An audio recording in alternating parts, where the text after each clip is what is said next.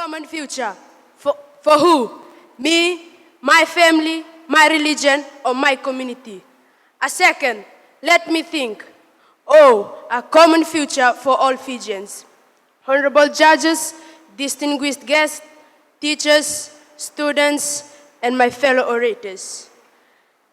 We are all privileged to be here today to be part of the Commonwealth Day Celebration at this very beautiful institution. Today, I will try my best to shed some lights on the Commonwealth Day Celebration theme towards a common future, and the topic, Parliament, delivering a more prosperous, secure, sustainable, and fair future for young people. I repeat, yes, Parliament can deliver a more prosperous, secure, sustainable, and fair future for young people. Parliament. What is Parliament? According to the Oxford Advanced Learners Dictionary, Parliament is a group of people who are elected to make and change law of a country. Fiji's Parliament started after we gained independence in 1970.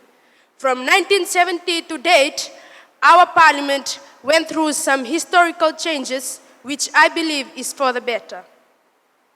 From its inception until present, Parliament have come up with some very important laws that affect the communities regardless of race and religion.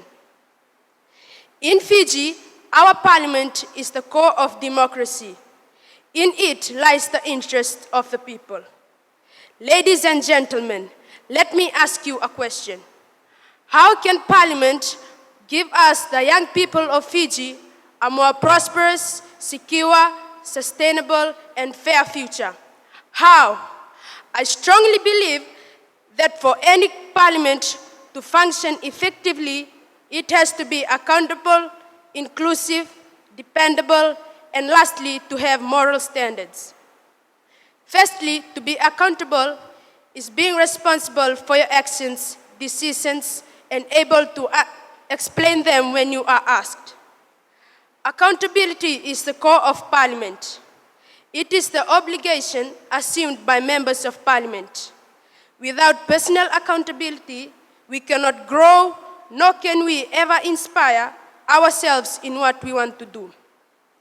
We have become aware and enlightened by the fact that we, the common citizens of Fiji, also have a major role to play as far as our Parliament is concerned. We Fijians are able to hold the Member of Parliament accountable for their actions. We question, scrutinize them on their very words. For any Parliament, ladies and gentlemen, to be able to provide a prosperous, secure, sustainable, and fair future for young people, it has to be more inclusive on its approach. Parliamentarians will have to put aside their own small personal agenda and focus on the bigger picture of moving the nation forward. A fine example of being inclusive is the various political parties we have. Different mix of ethnic groups make up the political parties, which will contest this year's election. Everyone are welcome to join, voice their opinion without being marginalized because of their ethnic group, religion, or gender. In the words of Desmond Tutu, and I quote, "Inclusive is a foundation for a dynamic and equitable society," unquote. When we put aside our differences and begin to appreciate and enhance each other's potentials, I can only guarantee you the very one thing. Ladies and gentlemen, Fiji will definitely be the way the world should be. We at Nasesevia Secondary School strongly believe that in order for any Parliament to be responsible, it has to have a sense of morality. Well, let me define morality. Ladies and gentlemen, and my dear colleagues, morality is the ability of an individual or organization to choose between good and evil. This is very important, everyone, to have a Parliament who clearly can differentiate between what is wrong and right. Let me remind you, my friend, be mindful of how you use the digital media, particularly your social media behavior, to avoid getting into any trouble. The Fiji Parliament have passed the online safety bill and has now become law. So, avoid being irresponsible. I believe for any parliament to deliver, it has to be dependable. Being dependable means that it can be relied on to what is wanted. It is also a parliament that listens to the ordinary Fijian and deliver, to make well thought out and swift decisions regarding our everyday affairs. With the changing of our voting system, Fijians were able to put deserving people in parliament to be our voices, to do what we the ordinary Fijians want them to do. And with that, I salute them all.